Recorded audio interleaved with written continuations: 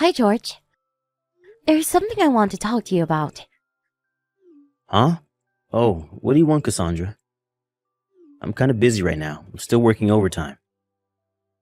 Oh, overtime, huh? Was making out with a woman at a love hotel part of your job again? What? You just left the hotel with a woman right now, right? What are you talking about? I'm still at the office. Okay then. Turn around right now.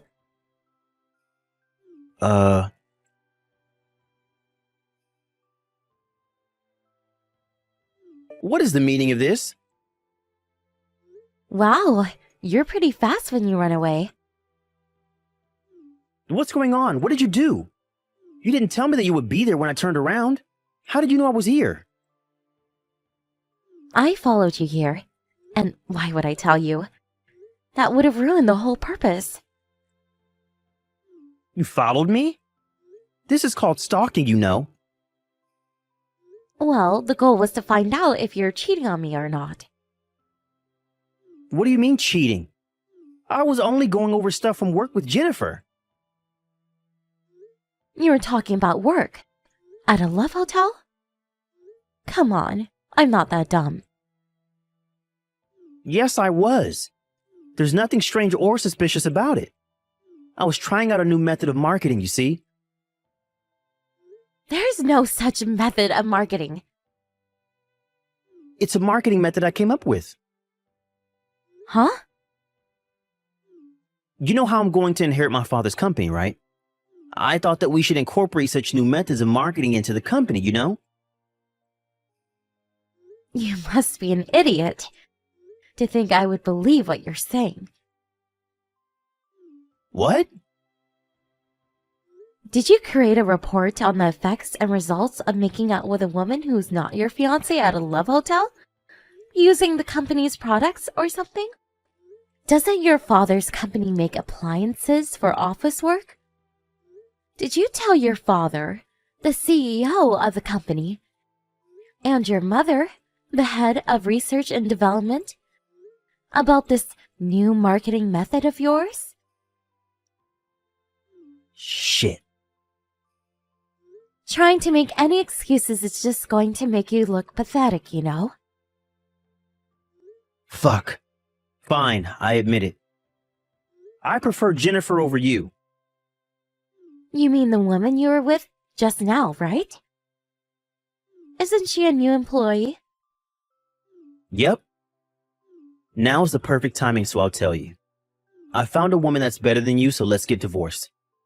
I was only going to marry you in the first place because my parents recommended you to me. I was never that enthusiastic about it. Jennifer was the one who noticed how I was suffering and made me feel better. This isn't just me cheating on you. This is true love. Let's get divorced. Actually, no. I'm canceling the marriage right now. As of this moment, we're no longer together. What? Are you sure this is what you want? Yep. My body and my soul both now belong to Jennifer. Ah, I see. Thanks for breaking up with me. What? What do you mean, thanks? Yep, I was worried a bit as to what to do if you refused to cancel the marriage. What? Why would I refuse to cancel the marriage? Anyways, I'm glad you were so enthusiastic at canceling our marriage. I've already done a lot of preparation and am planning on hiring a lawyer to take care of things. What? A lawyer? We were engaged after all, which means that to cancel the engagement, there's a lot of stuff we need to do. You know this, right? As soon as everything's ready, I'll contact you about the alimony for the marriage cancellation and about the cancellation fees for the wedding venue. There are a lot of things that need to be done, so I'm going to need to ask you for your cooperation. We need to talk about the business consequences. that will come out of a marriage cancellation as well.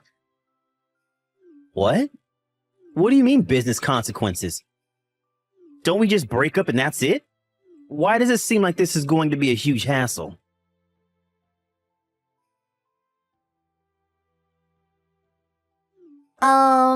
You're Cassandra Phillips, right? This is Jennifer Norris, George's new girlfriend. I wanted to talk to you, so I got your phone number from George. Oh, the fact that you contacted me directly must mean that either you're quite thick-skinned or quite fearless. Or maybe both. Yeah. I don't want to hear the howls of the dog who lost. So I'll ignore your remarks and continue with what I have to say, old lady. What is it? I heard that you and George are going to break up since you found out about a relationship. So I decided to apologize to you for stealing your boyfriend. It was less than 1 month before you two got married, right? I'm so evil. Yes, we are going to break up. I'm going to be asking an alimony from you too, by the way. What? What do you mean an alimony? Is this too the barks of the dog who lost? Didn't I just apologize to you for stealing your boyfriend? I apologize, so that's the end of this conversation. You already agreed to breaking up with George, so everything's been solved and we can all happily go our own ways. Yes, I hired a lawyer to take care of things, specifically to make sure that we can all go happily on our own ways once the marriage cancellation has been made officially. Huh? You hired a lawyer? Why did you go out of your way to do such a thing? Oh, I understand. You're trying to make this a big deal just so you can bother me and George, right? You're such a jealous woman. Even I feel a bit embarrassed. Jennifer? Me and George weren't just boyfriend and girlfriend, but we were also engaged to each other. So what if you're engaged to each other? Can you not act all arrogant just because you were a little bit more than a girlfriend to him? It's not as if you were married to him at the time. And besides, love is free. Marriage cancellation is enough reason to ask for an alimony. What? Also, I've already talked to your parents about this situation. What? My parents? Please don't do anything rash until my lawyer contacts you. Huh? I'm afraid you won't be able to keep your current job. I suggest you prepare yourself emotionally, starting from now. Is it the case that this is going to be a much bigger hassle than I thought it was going to be?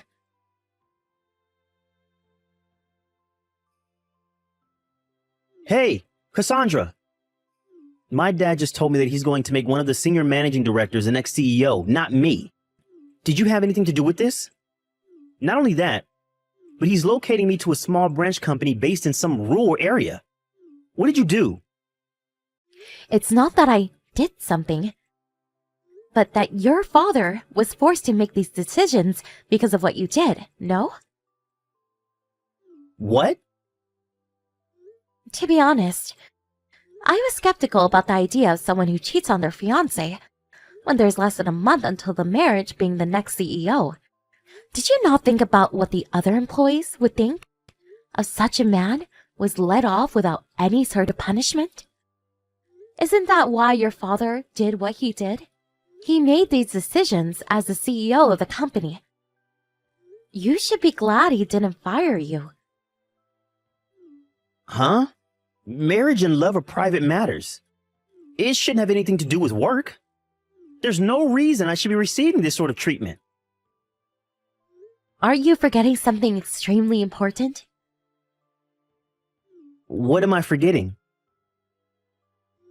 That my grandfather is the largest owner of your father's company stocks. What? Seriously? Did you really forget about it? I never even knew. If I had known, I would never have cheated on you. I at least remember that it came up during conversation when your parents introduced me to you. You've got to be kidding me. That's not why what you did was the problem, though. Ugh, I give up.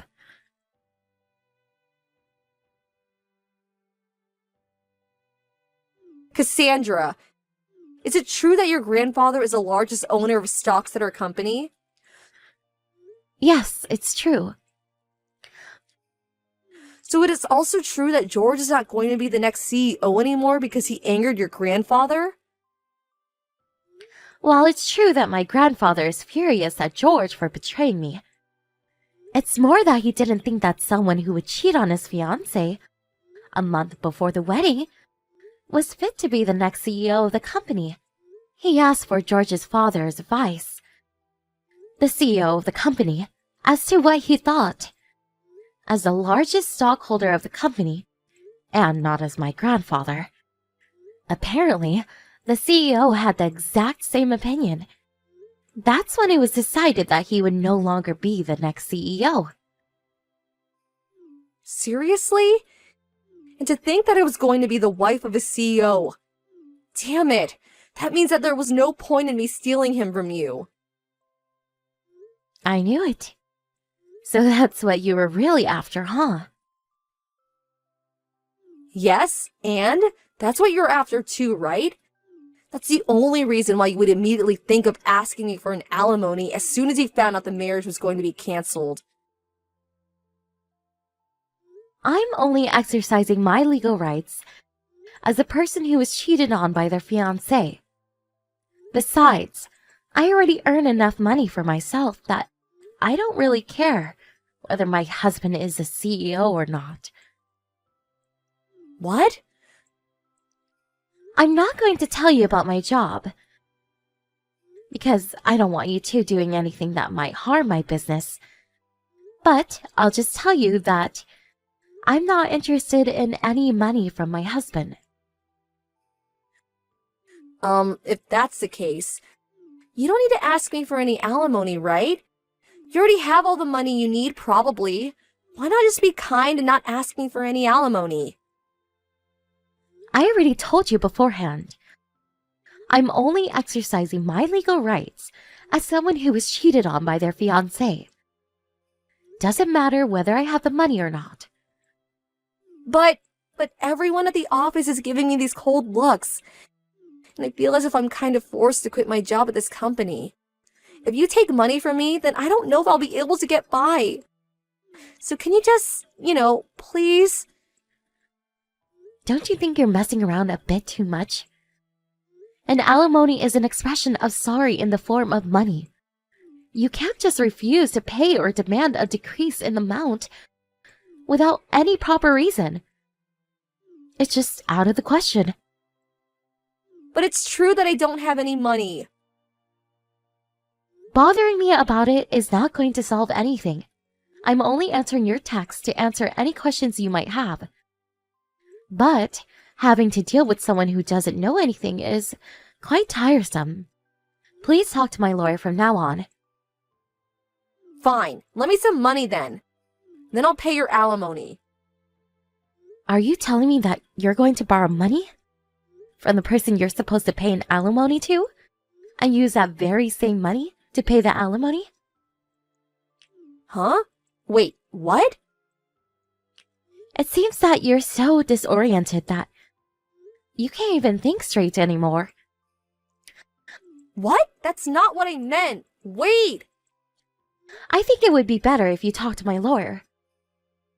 Not me. Goodbye then. Hold on! I thought that I would become a celebrity after I became the wife of a CEO, which is why I used up all of my savings. I seriously don't even have any more money. Cassandra, please, do something about it.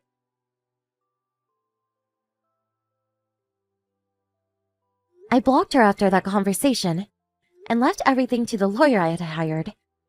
I asked the two of them to pay an alimony up front, and also made George pay the cancellation fees for the wedding. With that, I put an end to this whole marriage cancellation business.